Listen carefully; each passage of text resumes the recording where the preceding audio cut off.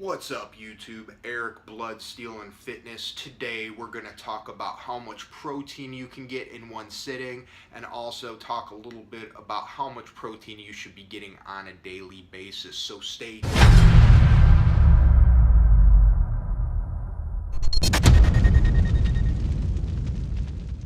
Haha, Eric Blood Steel and Fitness back again. Sunday night raining here like crazy in Florida.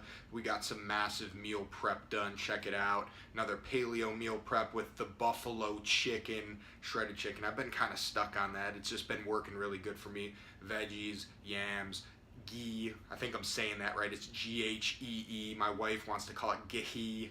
I call it ghee, like a jujitsu ghee.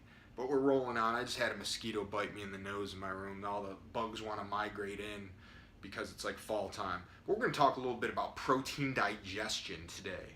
So protein is the building block of building muscle. So people use that to their advantage in their weight loss journeys.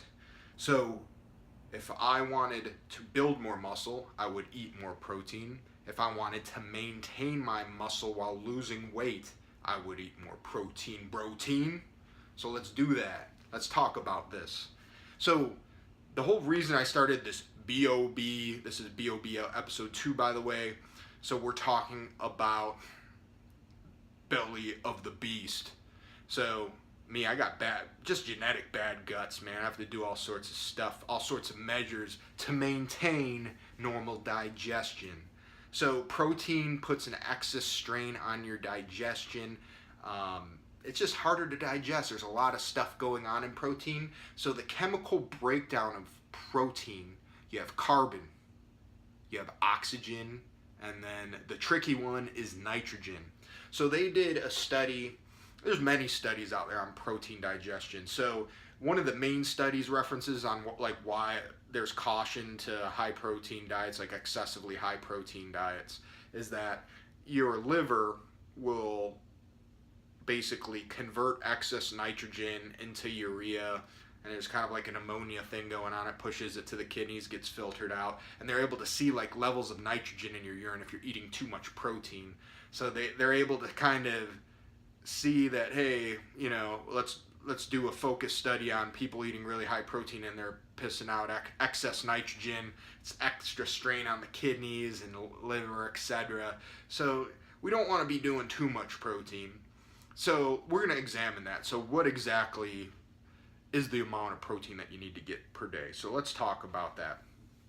So what's cool, oh, my Fitbit's going off. Apparently I'm moving my arms a lot and I just hit my step goal for the day. So that's thumbs up, man. I'm happy about that. So, because I didn't do shit today. It's Sunday. But anyway, so there was a study back in 2000. So a lot of people, there's obviously a divided school of thought. Hey, should I eat all my meals, like 6 meals a day, spread out my protein? Yeah, you know, not a bad thing. If you're doing that, more power to you. Or if you're an intermittent faster and you have a condensed window, you got to eat more protein in those sittings. So those two school of thoughts. So I just wanted to clear the air on this because I'm an intermittent faster. I'm done with that 6 meal a day stuff. I just don't got time for it. I got a busy life, too much stuff going on. Talked to you about that earlier, so I shouldn't be hitting that again. So anyways, study in 2000, it was done on women, and the stuff gets a little tricky here because they get into kilograms and stuff. I'm not super quick with numbers, so don't hold me to the coals here about it. But they did 1 meal a day, eating most of their protein, and then they had spread out, like conventional wisdom says, 2 focus groups. So they found that there was absolutely no difference at the end of the trial. So versus like the intermittent fasting, OMAD style of eating versus the spread out eating.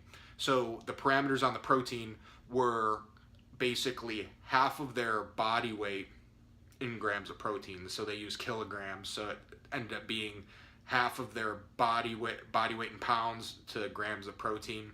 So it was like, you know, for these little younger women, it was like, you know, 60 grams of protein per sitting. It was a lot for women. They found like no difference in the, you know, metabolism of the protein. So that was interesting to me because if you convert that same methodology of half body weight to me, like I'm a 225 pound man, that would mean that I could eat 112 and a half grams of protein per sitting. Would I do that? nah, that's probably too much just because, I have food sensitivities and digestion. But, I found that it's seemingly working, that I'm eating about 80 grams of protein per serving, and it's working out great for me. So, and then, I spread that out. I have 2 meals like that, and then I have kind of a mid meal where I hit about 200 grams of protein a day. But that's me. So, I would say, how much protein can you get in one sitting? Let's answer that right now. You could get half of your body weight, according to this, study, tried and true. And I would say that that's reasonable. Just to be safe, I would do maybe, 20 to 15% less than that. So that's just kind of common wisdom. Try it out. If it doesn't work, do a little lower, So I think that's kind of a good place to start for your one meal, your maximum levels in one meal. So intermittent fasting definitely on the table for somebody considering it. Try it out. Hit a higher level of protein. There's studies, there's science backing that, it's not going to mess with your gains too much unless you're a huge bodybuilder and you require like constant intake of protein. But for the most part, you're going to be all right, and you're going to look damn good because you're going to have all sorts of other things going on as well. You can check that out in one of my other videos, though. Let's not talk too much about that. So let's talk about your daily maximum allowance of protein. So metabolizing of protein is based on a few different things. So one is how much muscle you have. Like I said, those huge bodybuilders require just a ton of protein to maintain that muscle mass. So the more muscle that you have, the more protein you need, the more protein you can metabolize in a day. So what is your, muscle mass ratio to, your body weight? So that would be something to consider. How active you are is another thing. Are you lifting weights regularly? Are you breaking down the protein fibers in your body and need more protein to rebuild them? That's going to play a factor in how much protein you can metabolize in a day. Another one is how old you are. So this is kind of strange and counterintuitive, but to maintain muscle mass as you get older, you need higher levels of protein. So higher protein for older folks, within reason, obviously, because obviously your organs get a little less efficient as you get older too, and you have to be mindful of that to not go super high protein on that. So another one is your hormones. So how how much growth hormone do you have going through you right now? How much IGF-1? The more your hormones are in play, the more balanced your hormones are, the more efficient your protein metabolism is going to be. So to reference kind of the authority on this as far as how much protein you can eat in one day.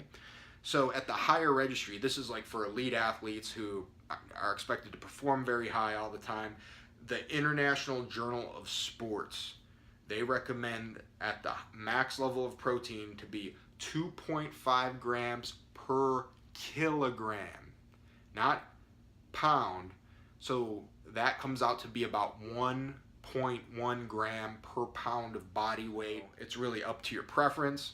I'm a 35-year-old guy. I do train pretty hard and probably require more protein than, probably the average guy my age. But I'm not going to be doing Mr. Olympia anytime soon. So about 85 to 90% of my body weight in grams of protein is what I'm good getting right now. So if you like this video, hit that subscribe button because there's more coming. We're going to have more episodes of Belly of the Beast coming out. Just kind of figuring out this digestion thing, nutrition, being efficient, getting better. So hit that subscribe, hit the like button. Appreciate it. So those my 20-something subscribers now. We hit 20 the other day. Woohoo! I appreciate you guys. I'll remember you guys. So there's more coming. And again, thanks for watching.